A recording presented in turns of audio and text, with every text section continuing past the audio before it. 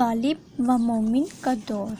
اس میں کوشچن آپ سے سوال اس طرح سے پوچھا جا سکتا ہے، غالب و مومن کے عہد میں اردو قصیدے کے فروغ پر اظہار خیال کیجیے، یا اس طرح سے بھی آ سکتا ہے، غالب، ذوق اور مومن کے عہد کی اردو غزل کی خصوصیات پر بحث کیجیے، یا اس طرح سے بھی پوچھا جا سکتا ہے، غالب و مومن کے دور کی ادبی خصوصیات پر روشنی ڈالیے۔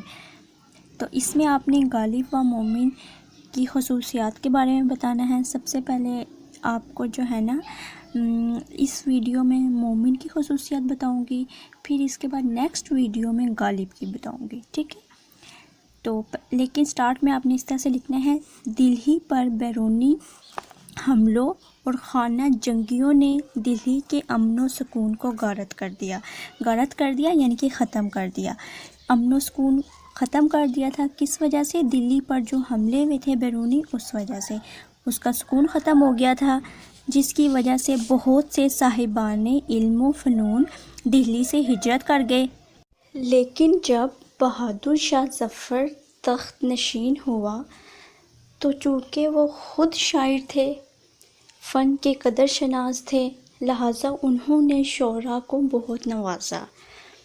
یعنی کہ جب دہلی پر حملے ہوئے تھے تو امن و سکون ختم ہو گیا تھا، لیکن جب بہادر شاہ ظفر آیا، وہ خود شاعر تھا، تو اس لیے انہوں نے شعراء کو بہت نوازا۔ تب بہادر شاہ کی دہلی میں غالب، ذوق اور مومن جیسے باکمال شاعر تھے، جن کے نام آج بھی باعث افتخار ہیں۔ ان کے کلام سے اندازہ ہوتا ہے کہ اس میں نہ صرف ظرافت کی چاشنی بلکہ تشبیہات بھی بہت پائی جاتی ہیں۔ اس میں آپ نے یہی بتانا ہے، مومن خان مومن، غالب، ذوق جیسے شاعر آئے کس کے دور میں؟ بہادر شاہ ظفر کے دور میں۔ مومن کی شاعری میں آپ نے لکھنا ہے کہ مومن نے شاعری میں بہت مقبولیت حاصل کی۔ انہوں نے قصیدے لکھے، غزلیں لکھی، مثنویاں لکھی، ان سب میں بہت شہرت حاصل کی، لیکن وہ رباعی میں کمال فن نہ دکھا سکے۔ رباعی جو ہے 4 مصرعوں پر مشتمل ہوتا ہے، ان میں جو ہے نا وہ کمال نہ دکھا سکے۔ انہوں نے تشبیہات کا استعمال کیا، اور آپ نے بتانا ہے ابتدا میں شاہ نصیر سے اصلاح لی لیکن بعد میں چھوڑ دیا، یعنی کہ شروع میں لی اصلاح۔ جب ناسک کا دیوان دہلی آیا تو غالب اور مومن نے ان سے بھی اصلاح لی لیکن بعد میں چھوڑ دیا۔ مومن اپنے فن میں امام ہیں، ان کا رنگ شاعری سب سے جدا ہے، لیکن ابتدائی شاعری میں مومن کی جو ابتدائی شاعری ہے اس میں ناسک و نصیر کا رنگ ضرور جھلکتا ہے۔ نیکسٹ ہیڈنگ آپ نے لکھنی ہے، محسوسات کی شاعری۔ مومن محسوسات کے شاعر ہیں، یہی وجہ ہے ان کے غزلوں میں حواس کو متاثر کرنے کا بڑا سامان ہے۔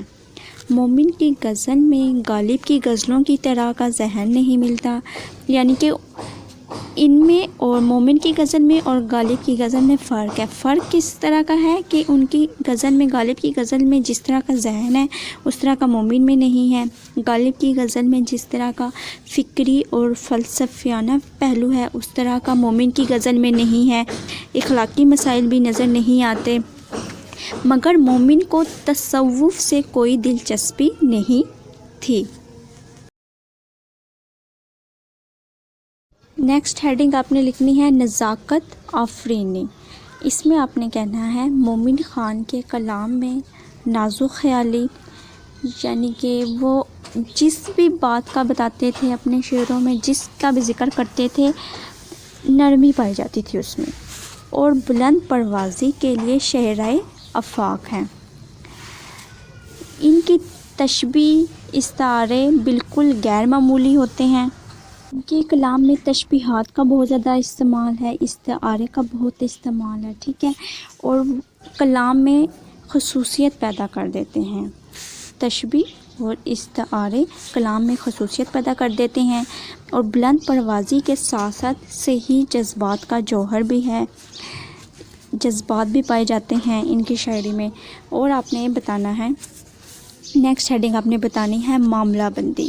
اردو غزل کے مختلف شاعروں میں جس طرح کا پایا جاتا تھا نا، جس طرح میر جو تھے، میر کہتے تھے ان کے کلام میں زیادہ مایوسی ہوتی تھی، ناکامی ہوتی تھی، جو مخصوص فضا پیدا کر دیتی تھی۔ لیکن جو مومن کا کلام ہے اس میں کوئی ایسی چیز نہیں ہے کہ ایک ہی چیز پہ فوکس کیا جا رہا ہو، جس طرح میر کے کلام میں مایوسی، ناکامی پہ فوکس کیا جا رہا تھا، ٹھیک ہے۔ اور جو غالب کا کلام ہے اس میں زیادہ تر کس پہ فوکس کیا جاتا رہا ہے؟ خواہش پرستی پہ، اور شاید بازی نے جو حالات پیدا کیے ہیں اس پہ، ان سے بھی وہ کوئی علاقہ نہیں رکھتے ہیں، اس لیے انہوں نے ان کے درمیان ایک راستہ نکالا۔ اسلوب شعر اور زبان۔ مومن اسلوب اور قدرت بیان کا بادشاہ ہے، کیونکہ یہ ہر کام سچائی اور خلوص سے کرتے تھے۔ وہ معمولی سی بات کا اظہار بھی اتنی اچھے طریقے سے کرتے تھے کہ اس میں جدت پیدا ہو جاتی تھی۔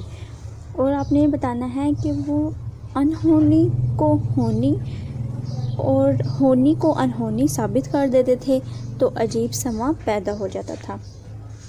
آپ نے یہ بتانا ہے کہ مومن خان مومن کے فنی اور جمالیاتی پہلو بھی تھے۔ اس میں آپ نے کہنا ہے مومن کی غزل فنی اور جمالیاتی اعتبار سے امتیازی حیثیت رکھتی ہے۔ انہوں نے غزل کے بنیادی اصولوں کو اپنی غزل میں برتا، بنیادی اصولوں کو استعمال کیا اپنی غزل میں، اور ساتھ ہی ان اصولوں میں کچھ اضافے بھی کیے۔ ان کی غزل میں ایک نیا انداز ملا جس وجہ سے، اور آپ نے بتانا ہے کہ اسی وجہ سے ان کی غزل میں جدت پیدا ہوئی، جدت نظر آتی ہے ان کی غزل میں۔ روح اثر۔ ہر فن کا چاہے اس کا تعلق فن کے کسی شعبے سے کیوں نہ ہو، معاصر حالات سے بے خبر نہیں رہ سکتا۔ یعنی کہ غزل گوئی میں کوئی بھی موضوع ہو، لیکن جو شاعر ہے ان کا تعلق ماحول سے رہتا ہے۔ وہ ماحول کو بیان کرتے ہیں کہ ماحول میں کیا ہو رہا ہے، ماحول کا جبر اور حالات کا کرب کھاوا کس وجہ سے ہو۔ فن کی راہ ہر فنکار کے ہاں اظہار کی راہیں ڈھونڈ لیتا ہے۔ اس میں یہ کہا گیا ہے کہ مومن نے اپنے زمانے میں آس پاس اور گرد و پیش کی زندگی سے آنکھیں بند نہیں کی تھی۔